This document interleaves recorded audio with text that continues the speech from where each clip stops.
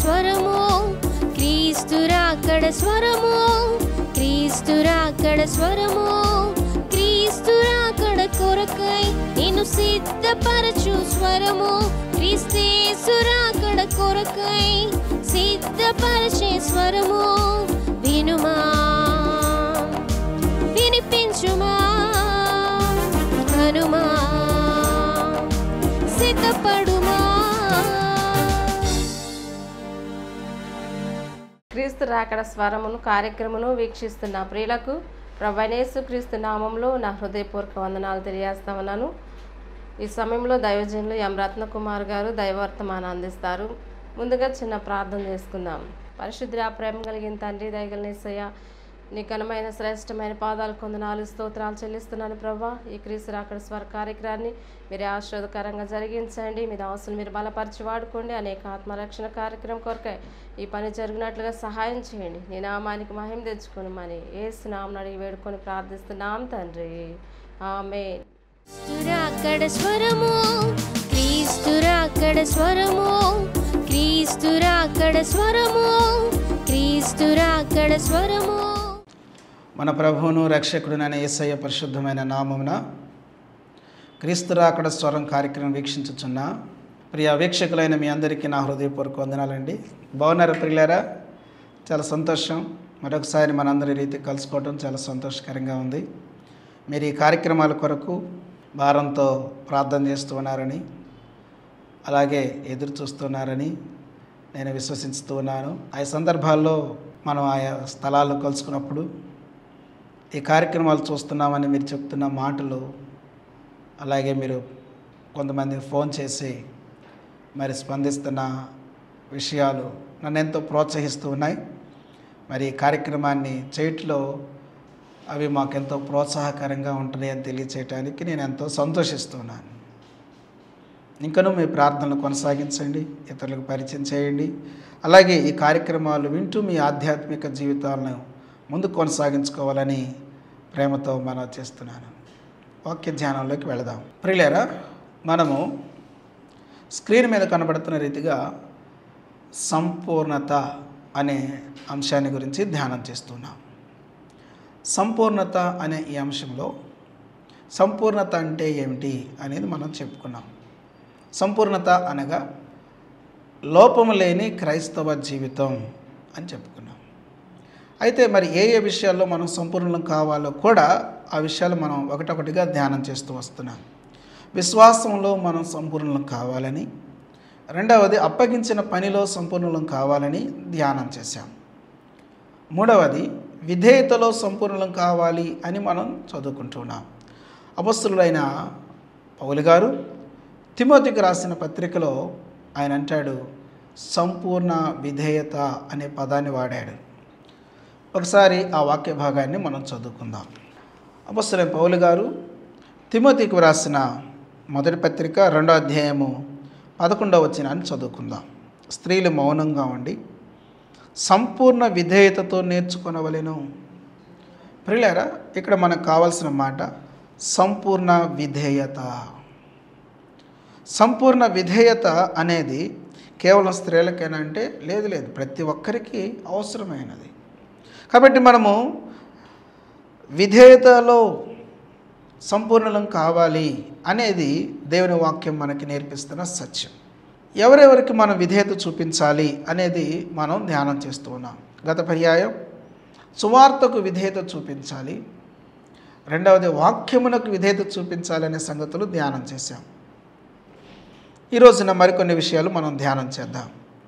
పరిశుద్ధ గ్రంథం నుంచి ఎఫెసీయులకు రాసిన పత్రిక 6వ అధ్యాయం 1వ వచనాన్ని చదువుకుందాం.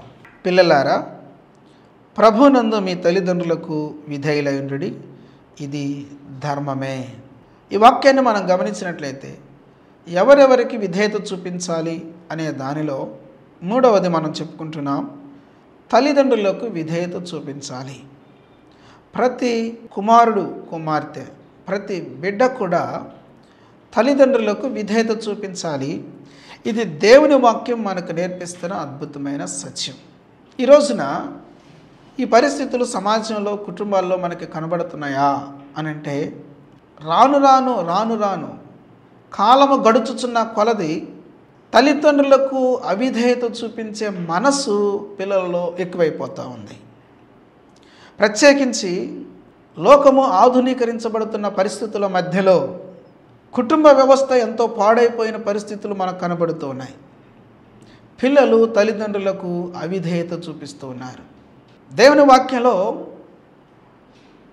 మాట వినకుండా బాల్యం నుంచే వాడు కానీ ఇర్మియా గ్రంథంలో రాయబడిన మాట చొప్పున బాల్యం నుంచే నడవడిక చెడిపోయిన పరిస్థితులు నేటి దినాల్లో స్పష్టంగా కొట్టవచ్చినట్లుగా కనబడుతున్నది. ఈ రోజున బెదిరించుకొని బతుకుతున్న పరిస్థితులు కుటుంబాల్లో ఉన్నాయి. పిల్లల జీవితాల్లో ఒక మాట అనాలంటే భయం వేస్తుంది, ఒక దెబ్బ వేయాలంటే భయం వేస్తుంది. బెదిరిస్తున్నారు. నేను చచ్చిపోతానంటాడు ఒక్కొక్కడు. కొంతమంది చనిపోయే వాళ్ళు కూడా ఉంటున్నారు.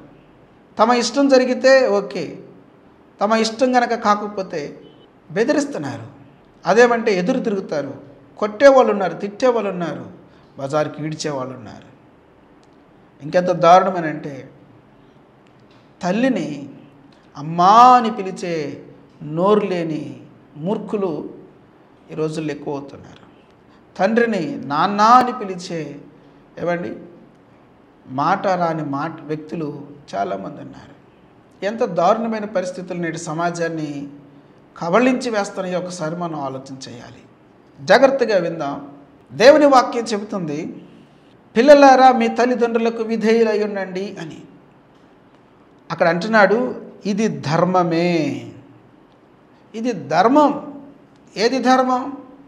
తల్లిదండ్రులకు విధేయత చూపించడం ధర్మం. తల్లిదండ్రుల మాట వినడం ధర్మం. తల్లిదండ్రులను తిరుగుబాటు చేయటం, వారిని ఏడిపించటం, వారిని వేదనకు గురి చేయటం అధర్మం. ఈ సంగతిని గుర్తుపెట్టుకోవాలి. ప్రియులారా, యవనస్తులారా, పిల్లలారా, దయచేసి శ్రద్ధగా వినండి. తల్లిదండ్రులు దేవుడిచ్చిన ఆస్తి. పోతే తిరిగి రాని ఆస్తి తల్లిదండ్రులు. ఈ రోజుల్లో చాలామంది తల్లిదండ్రులను నానా చిత్రహింసలకు గురి చేస్తున్నారు. ఇక వివాహం అయిపోయిన తర్వాత అంటారా, మేము బతకడం కంటే చావటమే మేలనుకునే తల్లిదండ్రులు కోకొల్లలుగా ఉన్నారు. ఎందరో స్త్రీలు, ఆడపిల్లలు అత్తమామల రాచి రంపాన పెడతా ఉన్నారు. ఎంతో దారుణమైన పరిస్థితులు కుటుంబాల్లో చొరబడ్డాయి. భార్యను బట్టి భర్త తల్లిదండ్రులను వేదనకు గురి చేస్తున్నారు. ఈ రోజుల్లో వృద్ధాశ్రమాలు ఎక్కువైపోతున్నాయి. ఎంత విచారం! ఎన్నెన్నో కథలు చూస్తున్నారు, వింటున్నారు. విని మార్పు చెందాల్సింది పోయి మేము కూడా అలాగే తయారవుతాం అన్నట్టుగా మారుతున్నారు. వృద్ధాశ్రమంలో చేర్చడం ద్వారా ఇలాంటి పరిస్థితులు ఏర్పడ్డాయి. అయ్యో ఇదిగో ఇలాంటి పరిస్థితులని చదువుతుంటా ఉంటుంటే, వింటూ ఉంటుంటే ఎంతో దుఃఖం. అపొస్తలుడైన పౌలు గారు తిమోతికి వ్రాసిన 2వ పత్రిక 3వ అధ్యాయం 1వ వచనంలో చూస్తే, అంచె దినములలో అపాయకరమైన కాలములు వచ్చినని తెలుసుకొనము. కాలాలు ఎలా అపాయం చేస్తాయి? కాలాలు కాదు అపాయం. అపాయకరమైన స్వభావముతో కూడిన మనుషులుగా తయారైపోయిన కాలం. మనుషుల స్వభావం అపాయకరంగా మారిపోయింది. ఎలాగనా అనంటే, మనుషులు స్వార్థప్రియులు, స్వార్థాన్ని ప్రేమించేవారు. అంటే నేను బాగుంటే చాలు, ఎవరేమైపోతే నాకెందుకు, పై మాటలు చెప్తున్నారు. అందరూ బాగుండాలి, అందరిలో నేను ఉండాలి అంటారు. అంత ఒకటిదే. రాతలు రాస్తే కుదరదు. స్వభావం చెడిపోయిన పరిస్థితుల మధ్యలో అందరూ బాగుండాలి, అందరిలో నేను ఉండాలంటే ఎట్ట కుదురుతుంది? ప్రియులారా, స్వార్థం ఎక్కువైపోయింది. నేను బాగుంటే చాలు, నా కడుపు నిండితే చాలు, నా అవసరత తీరితే చాలు. ఈ స్వభావం ఎక్కువైపోయింది. అంత మాత్రమే కాకుండా ధనాపేక్షలు, వెంకములాడువారు, అహంకారులు, దోషకులు అని చెబుతూ ఇక్కడ అంటున్నాడు, తల్లిదండ్రులకు అవిధేయులు. తల్లిదండ్రుల పట్ల అవిధేయులు ఈ కాలంలో ఉంటారని చెప్పి ఇది చెప్తూ ఉన్నాడు. అంటే ఇంతకుముందు లేరా అంటే లేరని కాదు. స్వార్థప్రియులు ఇంతకుముందు లేరా? ధనాపేక్ష ఇంతకు ముందుకు లేరా? లేకపోతే బెంకములాడేవారు అహంకారులు ఇంతకు ముందుకు లేరా? దోషకులు లేరా అంటే ఉన్నారు. కానీ ప్రమాదకరమైన స్థితిలోకి వెళ్ళిపోయిన కాలం ఇది. మరింతగా బరి తెగించిన కాలం అని చెప్పొచ్చు అన్నమాట. అలాంటి పరిస్థితులు నేటి కాలంలో కనబడుతున్నాయి కదా. ఎంత దారుణమండి. తల్లిదండ్రులు శ్మశానాల్లో వదిలేసేవాళ్ళు ఎంతమంది, తల్లిదండ్రులను హింసించేవాళ్ళు ఎంతమంది, కొట్టేవాళ్ళు ఎంతమంది, ఈడ్చేవాళ్ళు ఎంతమంది, హీనంగా చూసేవాళ్ళు ఎంతమంది, వాళ్ళని పట్టించుకునే వాళ్ళు ఎంతమంది, వదిలిపెట్టిన వాళ్ళు ఎంతమంది. దేవుని వాక్యం ఏం చెబుతుంది? విధేయత చూపించాలి. అంచె దినాల్లో ఉన్నాం కాబట్టి ఆ పరిస్థితి రిలేరా. అంత మాత్రమే కాదు, స్వయాన యేసుప్రభు వారు ఒక మాట చెప్పారు. లూకా సువార్త 14వ అధ్యాయంలో మనం చూస్తే 25-26 వాక్యాల్లో ఇలా అంటారు. బహు జనసమూహములు ఆయనతో కూడా వెళుచున్నప్పుడు ఆయన వారి తట్టు తిరిగి, ఎవడైనను నా యొద్దకు వచ్చి తన తండ్రిని, తల్లిని, భార్యను, పిల్లలను, అన్నదమ్ములను, అక్క చెల్లెండ్రును, తన ప్రాణమును సహా ద్వేషింపకుంటే వాడు నా శిష్యుడు కానేరడు అని చెప్పి యేసుప్రభు వారు మాట్లాడిన మాటలు ఇక్కడ మనం చదువుతాం. ప్రియులారా, యేసుప్రభు వారు ఇక్కడ ఏమన్నారు అని అంటే, నా యొద్దకు వచ్చి తన తండ్రిని, తల్లిని, భార్యను, పిల్లలను, అన్నదమ్ములను, అక్కచెల్లెలను, తన ప్రాణం సహా ద్వేషింపకుంటే అన్నాడు. వాక్యం ఏం చెబుతుంది? యేసుప్రభు వారు ఏం చెప్తున్నారు? తల్లిని, తండ్రిని ద్వేషింపకుంటే అన్నాడు. అంతేనా? ఈ వాక్యం యొక్క భావం అది కాదు. తల్లిని, తండ్రిని, అన్నదమ్ములను, అక్కచెల్లెలను అందరిని ద్వేషించమని కాదు. దీని భావం ఏమిటి అని అంటే ప్రియులారా, మొదటి ప్రాధాన్యత నాకు ఇవ్వకుంటే అన్నాడు. ఒక యేసు ప్రభువుని వెంబడించుచున్న వ్యక్తి, క్రైస్తవురాలిగా జీవించటం ప్రారంభించిన వ్యక్తి తన అనుదిన జీవితంలో మొదటి ప్రాధాన్యత ఎవరికి ఇవ్వాలంటే యేసుక్రీస్తు ప్రభు వారికి ఇవ్వాలి. దేవునికి మొదటి స్థానం ఇవ్వాలి. యేసు ప్రభు వారు కొండ మీద ప్రసంగం 6వ అధ్యాయంలో మనం చదువుతాం. మొదట నా నీతిని, రాజ్యాన్ని వెదకండి అని. అంటే మొదటి స్థానం నాకు ఇవ్వండి అని చెప్పాడు యేసు ప్రభు వారు. ఎందుకు ఇవ్వాలి అని అంటే, మొదటి ప్రాధాన్యత ఎందుకు ఇవ్వాలి? తల్లిదండ్రులు, అన్నదమ్ములు, అక్క చెల్లెండ్రులు వీరిని కాదని మొదటి ప్రాధాన్యత దేవునికి ఎందుకు ఇవ్వాలి అని అంటే, ప్రియులారా దయచేసి వినండి. ఎవరైతే నిజంగా యేసు ప్రభు వారిని మొదటి ప్రాధాన్యతతో ప్రేమిస్తారో, ఏ వ్యక్తి అయితే మొదటి స్థానాన్ని దేవునికి, ప్రభువైన యేసుక్రీస్తు వారికి ఇస్తారో, వారు మానవులను అనగా తల్లిదండ్రులు కావచ్చు, అన్నదమ్ములు కావచ్చు, అక్క చెల్లెండ్రులు కావచ్చు, సోదర సోదరీలు కావచ్చు, ఎవరైనా సరే వారిని నిజమైన ప్రేమతో ప్రేమిస్తారు, నిజమైన విధేయతతో జీవిస్తారు. తల్లిదండ్రులకు నిజమైన విధేయత ఒక వ్యక్తిలో ఎప్పుడు వస్తుంది అని అంటే, ఆ వ్యక్తి దేవునికి ఇచ్చిన స్థానం మీద ఆధారపడి ఉంటుంది. నీవు తల్లిదండ్రులను నిజంగా ప్రేమించాలి, నిజంగా విధేయత చూపించాలని అంటే స్వార్థము లేకుండా సాటి మానవుని ప్రేమించటం ఎప్పుడు మానవునికి సాధ్యమవుతుంది అని అంటే, ఆ వ్యక్తి దేవునికి స్థానం ఇచ్చిన దాని మీద, ప్రభువైన యేసుక్రీస్తు వారికి స్థానం ఇచ్చిన దాని మీద ఆధారపడి ఉంటుంది.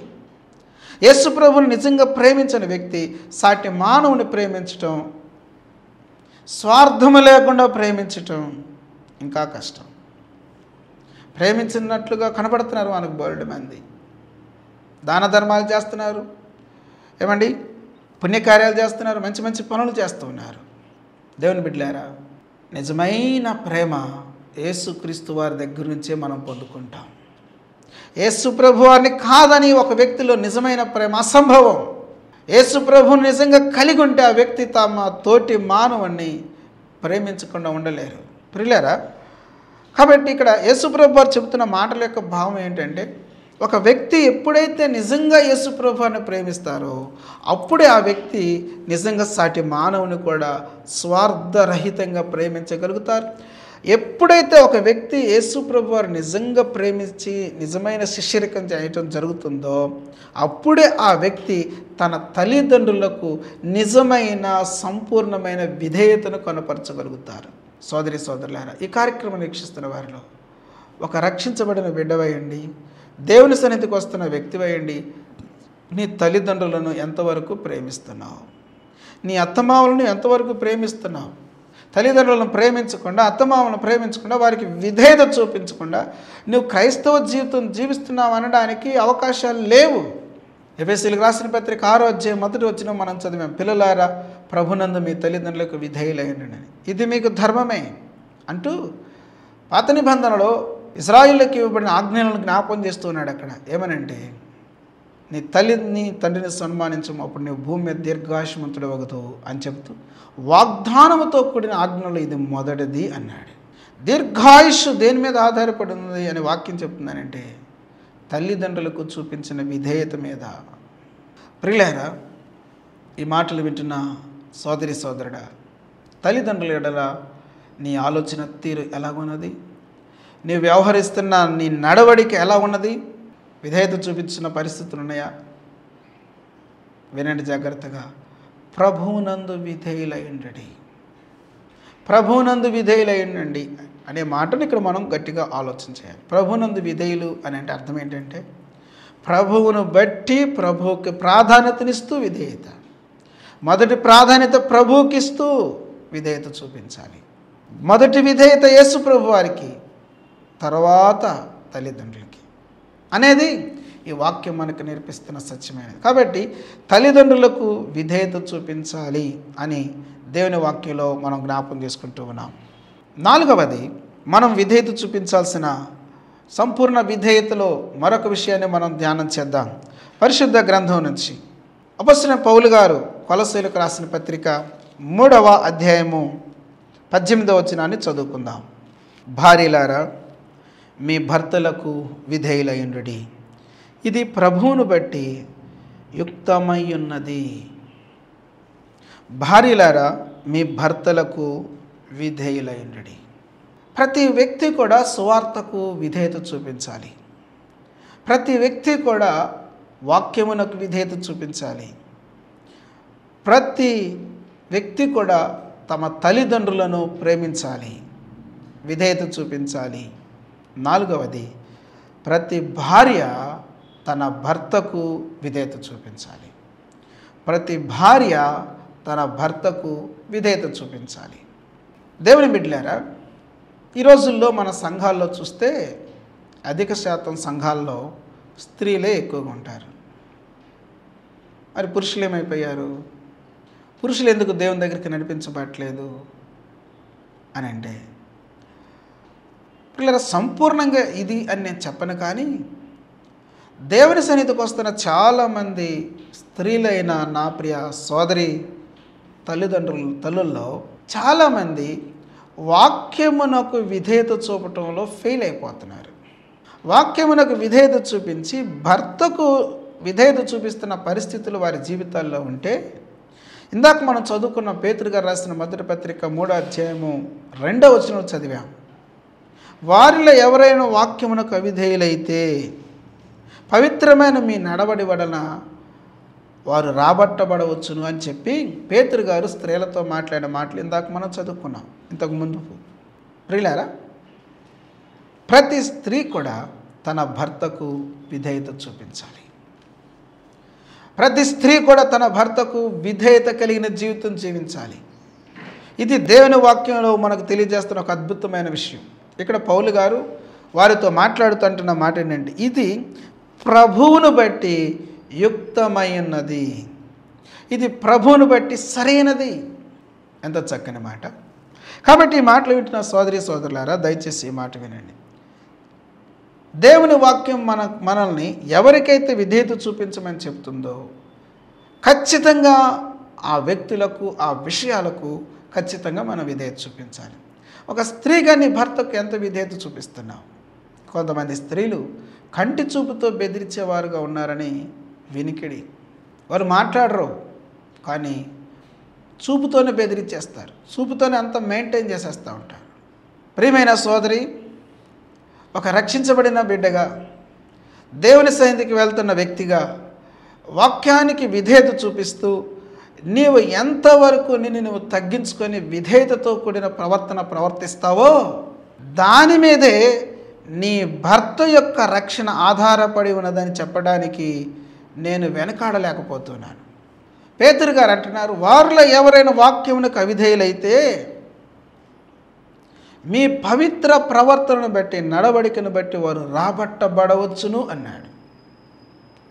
అంత గొప్ప దైవజనుడు, గొప్ప అపోస్తలుడైన పేతురు గారు పరిశుద్ధాత్మ యొక్క నడిపింపులో వ్రాసిన మాటను మనం జ్ఞాపకంలో తెచ్చుకుంటున్నాం. నీ నడవడిక మీదే నీ భర్త యొక్క రక్షణ ఆధారపడి ఉన్నది అని మనం ఎందుకు ఆలోచన చేయకూడదు? చాలామంది స్త్రీలు ఎవరో రక్షణ పొందని వ్యక్తులను చూచావు, భర్తకు అవిధేయులుగా బ్రతుకుతున్న వ్యక్తులను చూచో, ఇంకెవరినో చూచో, వీరు కూడా తమ సొంత పురుషునికి అవిధేయత కలిగిన నడవడికను నేర్చుకుంటున్నారు. దేవుని సేవకులు ఎంత బోధిస్తున్నా, దేవుని వాక్యం ఎంత స్పష్టంగా బోధించబడుతూ ఉన్నా ఈ మాటకు విధేయత చూపించడానికి ఇష్టపడట్లేదు. చాలామంది మీద ఎవరి ప్రభావమో ఉంటుంది. ఉండవలసిన దేవుని ప్రభావం, వాక్య ప్రభావం చాలామంది స్త్రీల మీద లేకపోవటను బట్టి అనేక మంది భర్తలు నా భార్య నమ్ముకున్న దేవుడు నాకొద్దు అన్నట్టుగా బ్రతుకుతున్నారు. అంటే సోదరి, తల్లి, దేవుని ఎదుట నువ్వు ఎంత దేవునికి లెక్క అప్పగించాల్సిన వ్యక్తివై ఉన్నావో ఒకసారి ఆలోచన చేయాలి. ప్రభు ఎదుట నువ్వు ఎంత లెక్క అప్పగించాల్సిన వ్యక్తివై ఉన్నావో, ఎంతో నమ్మకంగా, పరిశుద్ధంగా, యథార్థంగా జీవిస్తుంటుంటేనే అంతంత మాత్రం అవుతూ ఉంటుంటే, వాటన్నిటిని విడిచిపెట్టి నీ ఇష్టానుసారంగా జీవిస్తే ఇంకా వారు ఎలా రక్షించబడతారు? కాబట్టి దేవుని సన్నిధికి వస్తున్న ఒక దేవుని కుమార్తెగా, దేవుని బిడ్డగా, ఒక సహోదరిగా నువ్వు గుర్తుపెట్టుకోవాల్సిన సంగతి ఏంటంటే, నీవు విధేయతను నేర్చుకోవాలి. ఇది ప్రభువుని బట్టి యుక్తమై ఉన్నది. స్త్రీలారా, మీ సొంత పురుషులకు లోబడి ఉండండి. ఎంత చక్కని మాట. సంఘము యేసు ప్రభు వారికి ఎలా లోబడుతున్నదో, ఎలా లోబడాలో స్త్రీ కూడా తన భర్తకు అలాగే లోబడాలి. వేధించేవారిగా ఉండకూడదు, శ్రమ పెట్టేవారిగా ఉండకూడదు.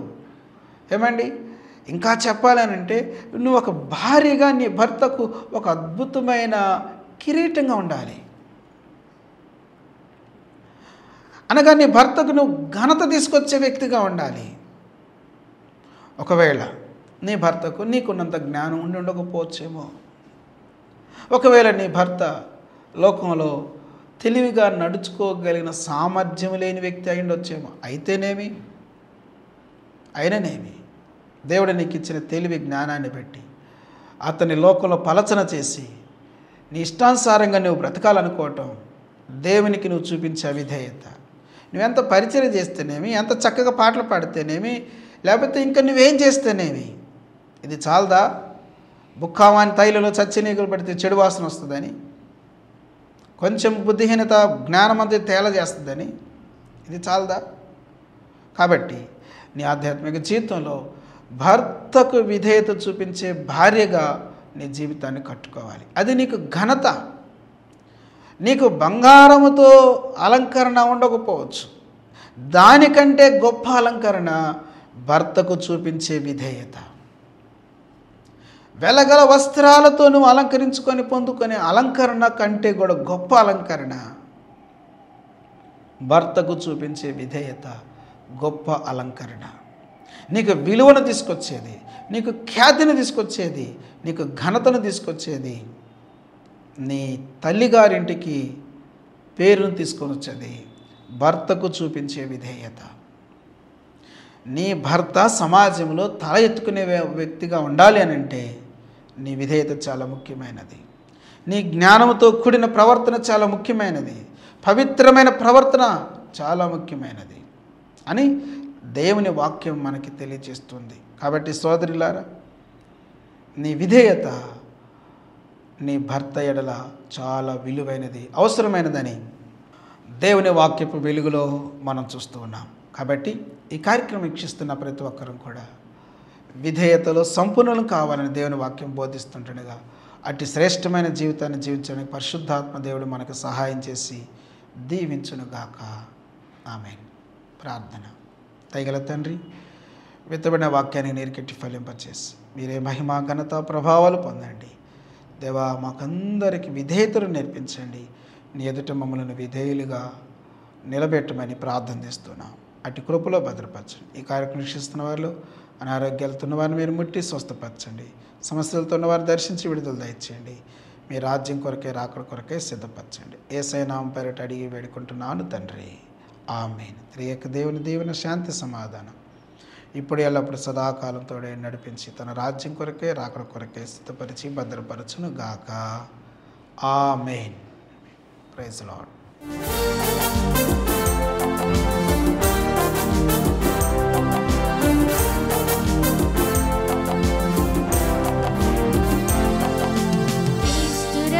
స్వరము క్రీస్తురాకడ స్వరము క్రీస్తురాకడ స్వరము క్రీస్తురాకడ స్వరము క్రీస్తురాకడ కొరకై నిన్ను సిద్ధపరచు స్వరము క్రీస్తేసురాకడ కొరకై సిద్ధపరచే స్వరము వినుమా వినిపించుమా హనుమా సిద్ధపడు